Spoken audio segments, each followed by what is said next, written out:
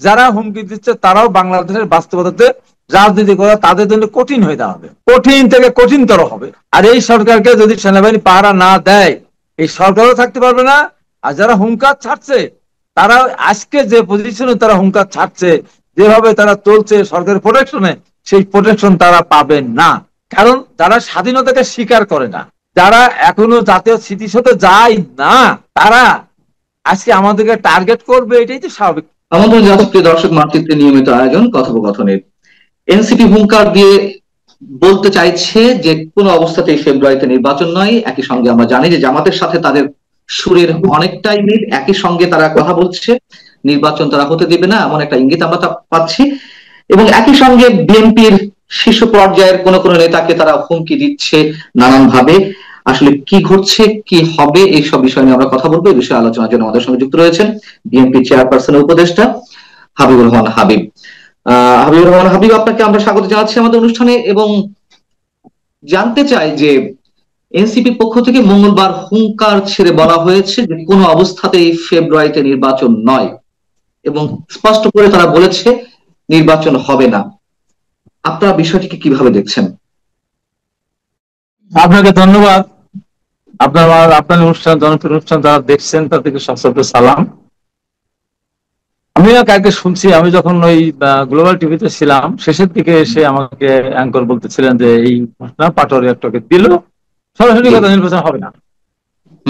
এটা কোন রাজনৈতিক দলে কোন নেতা বা মুখপত্র হোক, নেতা হোক, যেই হোক না কেন, এইভাবে বলাটা কোনোভাবে শোভন না। নির্বাচন হবেই না। একটা রাজনৈতিক দল ইচ্ছার উপরে কি নির্ভর করে? এদেশে নির্বাচন কমিশন নেই, এদেশে সরকার নেই, সরকারও তো এইভাবে বলে না। এই যে কথাটা বললো, এটা কেউ কি ভালোভাবে গ্রহণ করেছে? আর আমি আপনাকে বলি যে তারা এমন কোনো বড় দলও না, এমন কেউ না। তারা গণঅভ্যুত্থানের সময় তারা ছিল, আমরা তাদেরকে সমীহ করি, স্নেহ করি, তাদের অবদান সেটাকে আমরা স্বীকার করি। তার মানে কি একা তারা করেছে তা তো না, সব দলের এখানে অবদান আছে। আমাদের অবদান অনেক বেশি আগের থেকেই। আমাদের শত শত মানুষ গুম হয়েছে, খুন হয়েছে, এবং জুলাই অভ্যুত্থানে আমাদের যত লোক মারা গেছে, তাদের যে দলের পক্ষে তো সেই দলের তো একজনও মারা যায়। সাধারণ মারা যারা মানুষ গেছে তারা দাবি করতে পারে না তাদের লোক। এখন তারা বলছে যে নির্বাচন ততদিন পরে হবে যতদিন সমস্ত হত্যাকাণ্ডের বিচার হবে, সম্পন্ন হবে, তখন। তা নাহলে শহীদদের কবর থেকে উঠে তাদের বাবা মার করে ফিরে দিতে হবে। এই শহীদদের প্রতি কি একাই তাদের দরদ, আর কারো দরদ নেই?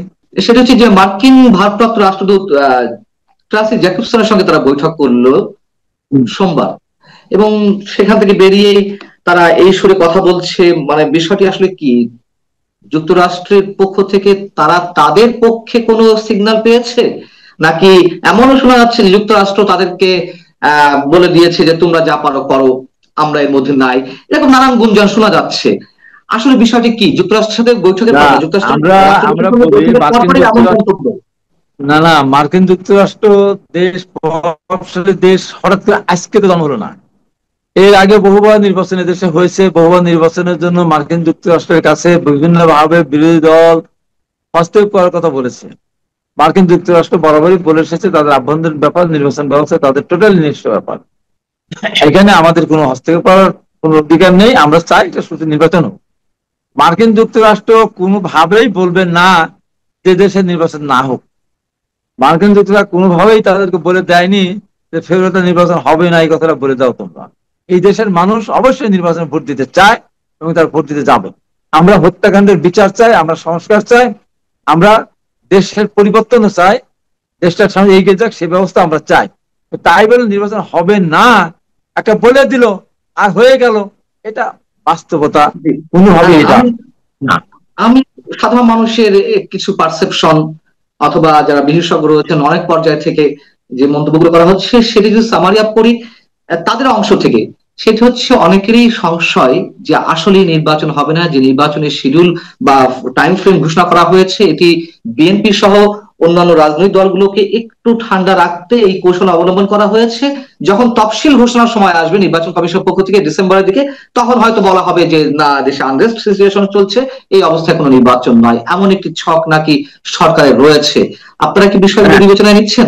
যারা হুমকি দিচ্ছে তাদের হুমকির কারণে যদি নির্বাচন না হয়, আমি পরিষ্কার করে বলেছি, আগেও একদিন বলেছি, আজকেও বলছি, ফেব্রুয়ারির পর এই সরকারও থাকবে না। যারা হুমকি দিচ্ছে তারাও বাংলাদেশের বাস্তবতাতে রাজনীতি করা তাদের জন্য কঠিন হয়ে দাঁড়াবে, কঠিন থেকে কঠিনতর হবে।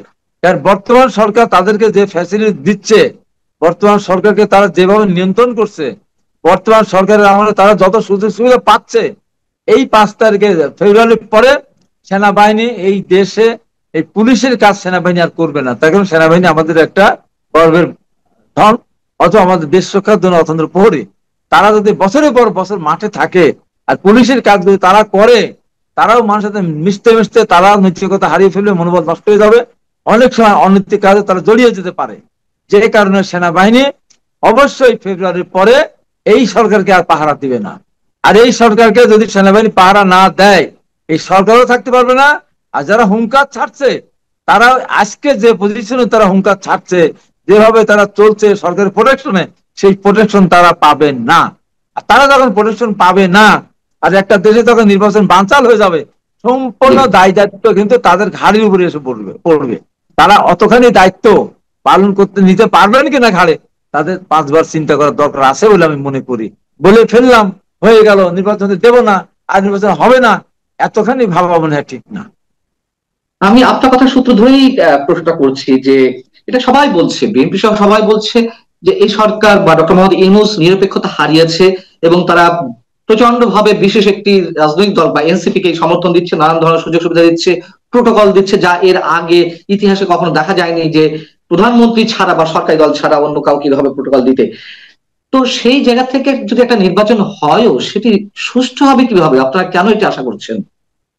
আমি আশা করি এই কারণে, আমি আশা করছি সুষ্ঠু নির্বাচন এই কারণে হবে, এখন যারা ক্ষমতায় আছে তারা তো উপদেষ্টা থেকে নির্বাচন করতে পারবে না, উপদেষ্টাকে পদত্যাগ করে আসতে হবে। তো আর তো এখানে আওয়ামী লীগের মধ্যে ঘরে ঘরে এমপি নেই, তো 300 আসনে এমপি আছে, তারা সংসদে পদত্যাগ করবেন না, এমপি থেকে নির্বাচন করবে, মন্ত্রী থেকে নির্বাচন, মন্ত্রী তো থাকা অবস্থা নির্বাচন করবে সেই সুযোগ তো নেই। অতএব জনগণের কাছে তো তাদের সেই গ্রহণযোগ্যতা থাকতে হবে। তো তাদের মেসেজটা তারা রাখলো না, জনগণ তাদেরকে কেন বিশ্বাস করবে যে তারা দেশটা সুষ্ঠুভাবে পরিচালনা করতে পারবে? একটা আন্দোলন সবাই মিলে করেছিলাম, তারা ছিল সামনের দিকে, তারা ছিল, এবং তারা বৈষম্য বিরোধী আন্দোলনের ব্যানারে তারা আন্দোলন করেছিল, সারা দেশ জাতি তাদেরকে সমর্থন দিয়েছিল। তার মানে এই না, এই প্রশাসন ডক্টর মোহাম্মদ ইউনূসের অধীনের এই প্রশাসন যদি ডিসফেভার করে বিএনপি প্রার্থীদেরকে অথবা অন্যান্য দলের প্রার্থীদেরকে, শুধুমাত্র এনসিপি প্রার্থীদেরকে ফেভার করে ইলেকশন ইঞ্জিনিয়ারিং এর মাধ্যমে অন্য কিছু ঘটানোর সম্ভাবনা আছে কিনা? এটা চেষ্টা করলেও সফল হবে না। অতএব প্রশাসন অবশ্যই ইতিমধ্যে, আমি আবার ইতিমধ্যে প্রশাসনের সিনিয়র লেভেলের প্রত্যেকজন অফিসার এদের প্রতি খুবই বিরক্ত। কারণ এদের দিয়ে ইউনূস সাহেবের অনেক ভালো কাজ, বন্ধু কাজ সব মিলানোর পর সবচেয়ে খারাপ কাজ যেটা উনি করেছে আমার দৃষ্টিতে, সেটা এই যে বাচ্চা ছেলেদেরকে দিয়ে মন্ত্রিত্বের আসনে বসিয়ে 52, 53, 55 বছরের বিশেষ ক্যাডার, যারা সারা জীবন রাজনীতি মানে দায়িত্ব করে এসেছে, তাদের মাথার উপর বসিয়ে দিয়ে আলটিমেট তো তাদেরকে সারি বলতে হয়, মন্ত্রীকে তো সারি বলতে হয়, সচিব তো তাকে সারি বলবে। এই যে তাদের যে মনের কষ্ট, এবং এই সমস্ত ছেলেরা এদের সাথে সেই ব্যবহার করে না, এবং প্রত্যেকটা অফিসে যায়। আমাদের সাথে অনেকে তো এখন যারা সরকারি কর্মচারী কর্মকর্তা, তারা আমার মিনিমাম 7-8-10 বছরের ছোট, তারা বলে আমার হাই ভাই আর পারি না, কবে একটা নির্বাচন হবে, এরা তো অত্যাচার তো পাচ্ছি না, এরা সম্মান দেয় না। এক জায়গায় গিয়ে বলে এই কাজটা দিতে হবে, এইটা করতে হবে, দিতে হবে, পাঠাতে হবে। এই যে মানে কথা বলে যে একটা, এদের ভিতরে ম্যানারও নেই। তো এই জন্য এই যখন একটা নির্বাচনের সুযোগ আসবে, আমি মনে করি ডক্টর ইউনূস সাহেবের পক্ষ থেকে যত নির্দেশনা দেওয়া হোক না কেন, একজন অফিসার, একজন কর্মকর্তা, একজন নির্বাচনের সাথে দায়িত্বপ্রাপ্ত কেউই তাদের পক্ষে ভোট কাটতে যাবে না। আমি তাহলে যদি তাই, মানে বিষয়টা যদি তেমনই হয়, তাহলে কেন আমরা একজন নির্দলীয় ব্যক্তি, সর্বজন গ্রহণযোগ্য ব্যক্তিকে আমরা অন্তর্বর্তী সরকার বা তত্ত্বাবধায়ক সরকার বা অস্থায়ী সরকারের প্রধান হিসেবে দেখতে চাই? নিশ্চয়ই তিনি লেভেল প্লেইং ফিল্ড তৈরি করবেন বিধায় আমরা এমন একটি লোককে চাই। তো তিনি যদি নিরপেক্ষ না হন তাহলে তাকে আমরা বসাবো কেন? ওনার কিচ্ছু করা লাগবে না। সংসদ যখন থাকবে না, মন্ত্রী যখন থাকবে না, এমপি যখন থাকবে না, আর এখন তো ভোট কেড়ে দেওয়ার সে সুযোগও নাই। আপনি এনসিপি নেতাদের উদ্দেশ্যে বলছিলেন বা সাবেক ছাত্র সমন্বয়ক যারা রয়েছে তাদের উদ্দেশ্যে বলছেন, যেটা ম্যানার জানে না, সিনিয়র রাজনীতিবিদদের সম্মানটুকু দিতে জানে না, এদের আচার আচরণে এক ধরনের ঔদ্ধত্য প্রকাশ পায় সবসময়। আপনি যেমন অভিযোগ করলেন, এই অভিযোগ আরো অনেক নেতা, অসংখ্য মানুষের। সেই জায়গা থেকে একটা প্রশ্ন, তারা আপনার বিরুদ্ধে অভিযোগ তুলেছেন, আপনাদের আরেক সহকর্মী বিএনপি চেয়ারপারসন উপদেষ্টা অ্যাডভোকেট ফজলুর রহমান মুক্তিযোদ্ধা তার বিরুদ্ধে অভিযোগ তুলেছেন, এবং আপনাদের বিরুদ্ধে বিএনপির হাই কমান্ডের প্রতি অ্যাকশন নেওয়ার জন্য দাবি জানিয়েছে। আপনি এই জায়গাটিতে কি বলবেন? আচ্ছা, একটা খুব ভালো প্রশ্ন আমি নিজেই উঠালেন। আমার যতগুলি বক্তব্য দিয়েছি, কোনো বক্তব্য আমি কারো নাম ধরে দেইনি।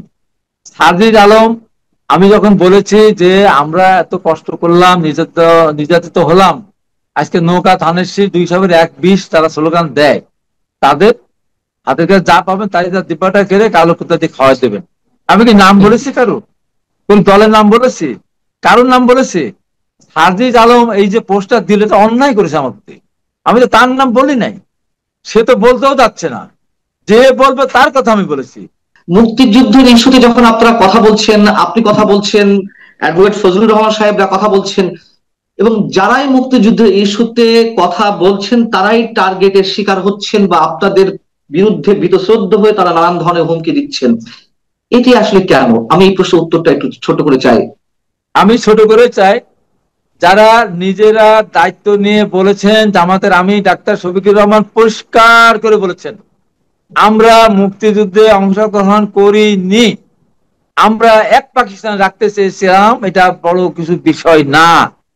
আমি একজন মুক্তিযুদ্ধে অংশগ্রহণকারী একজন ব্যক্তি, ফজলুর রহমান একজন মুক্তিযুদ্ধ আপনার একটা থানা কমান্ডার ছিলেন, এবং আরো যারা মুক্তিযুদ্ধের আছে, তারা এইটা আমরা মানতে পারি না।